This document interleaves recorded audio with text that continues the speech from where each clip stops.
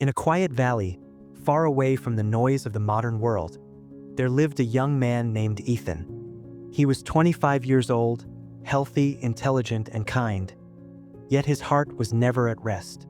From the moment he woke up each morning, his mind felt heavy. Thoughts rushed in like waves crashing against rocks. Regrets from the past haunted him, and worries about the future followed him everywhere. Even when nothing was wrong, his mind created problems. At night, when the village fell silent, Ethan lay awake staring at the ceiling. His body was tired, but his mind refused to slow down. He replayed old conversations, imagined future failures, and questioned every decision he had ever made. Slowly, the joy of life faded away. Smiling felt unnatural. Peace felt unfamiliar. People around him noticed the change. "You look lost," his friend once said. "You should rest more," another advised. But rest was not the problem. Ethan's mind was never resting. The search for peace. One evening, while sitting alone near the edge of the village, Ethan overheard two travelers talking quietly. "There's an old teacher in the northern hills," one of them said. "They say he understands the human mind better than anyone," the other replied. "He used to be a respected psychologist in the city, but he left everything behind." Ethan listened carefully. Why would someone leave success and comfort? He wondered. "They say he teaches people how to live peacefully," the traveler continued. "Not through books, but through experience." That night, something stirred inside Ethan. A feeling he had not felt in a long time. Hope. "If I keep living like this," he thought, "I'll lose myself completely. Maybe this teacher can help me." By sunrise, Ethan had made his decision. A long journey inward. The journey to the northern hills was not easy. The road was uneven, the air thin, and the days long. But for the first time in months, Ethan felt purposeful. With every step, his heart whispered, "This might be the way." After several days of travel, he reached a small village surrounded by tall trees and quiet streams. The air felt different, calmer, lighter. At the edge of the village stood a modest wooden house, almost hidden beneath climbing plants and flowers. On the front porch sat an elderly man, still and silent, as if time itself respected him. His eyes were closed.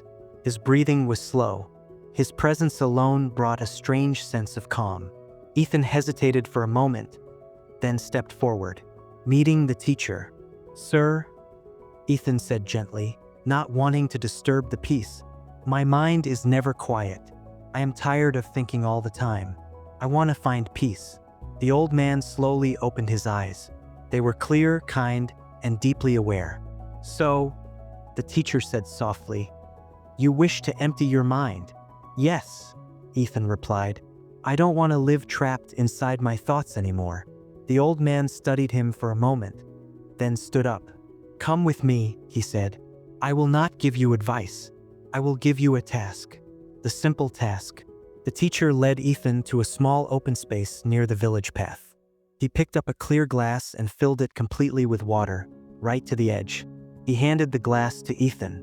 "Walk through the village," the teacher instructed. "Go to the far end and return. But there is one rule." Ethan nodded. "You must not spill a single drop of water." Ethan looked confused. "That's it?" he asked. The teacher smiled. "That is everything." A mind fully present. Holding the glass carefully, Ethan began to walk. The village was alive. Children laughed and ran past him. Merchants shouted prices from their shops. Animals moved freely along the road. Voices echoed from every direction. But Ethan noticed none of it. His entire attention was on the glass. Each step was slow, each movement deliberate. His hands were steady, his breathing calm. For the first time in years, his mind was not jumping between past and future. It was here. It was now.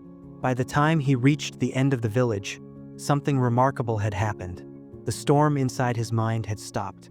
There were no worries, no regrets, no fear. Only the water, only the moment, the realization. When Ethan returned, the teacher was waiting. "I didn't spill a single drop," Ethan said proudly. The teacher nodded. "But tell me," he asked calmly, Did you hear the arguments in the market? Did you see the children playing? Did you notice the dogs barking? Ethan paused. No, he said slowly. I didn't notice anything. The teacher smiled. That, he said, is the secret you've been searching for, the lesson of the mind. When your mind is fully present, the teacher explained, there is no room for unnecessary thoughts. You were not thinking about yesterday. You were not afraid of tomorrow. You were completely here. Ethan listened closely. Your mind is like this glass, the teacher continued. When it is full of awareness, nothing else can enter. For years, he said, you allowed your mind to wander endlessly. That is why you suffered. Peace does not come from escaping thoughts, the teacher said softly. Peace comes from not feeding them, a new way of living. Ethan felt tears forming in his eyes, not from sadness, but from understanding. All this time, he said, I was looking for peace outside myself. The teacher nodded. Peace is not found in silence, he said. Peace is found in presence. The sun was setting now, painting the sky in soft shades of gold and blue. Birds flew home. The village slowly quieted. Ethan bowed respectfully. Thank you, he said. You didn't change my life. You showed me how to live it. The return home. As Ethan walked back toward his village, the world looked the same. Yet everything felt different. He noticed the sound of his footsteps, the rhythm of his breath, the warmth of the evening air. His mind was no longer heavy. He understood now that peace was not something to chase. It was something to practice. And from that day forward, whenever his thoughts began to race, Ethan remembered the glass of water and returned to the present moment. And maybe, just like Ethan, your mind is full too. Full of worries, full of fears, full of thoughts that steal your peace. Remember this, backhand index pointing right. When you focus fully on this moment, the mind becomes quiet. Backhand index pointing right. When the mind becomes quiet, peace naturally appears. You don't need to escape your life. You only need to be present in it. If the story touched your heart, take a moment to reflect. Share it with someone who needs peace today. And subscribe for more stories that help you slow down, reflect, and grow. Until next time, stay mindful, stay present, and stay peaceful.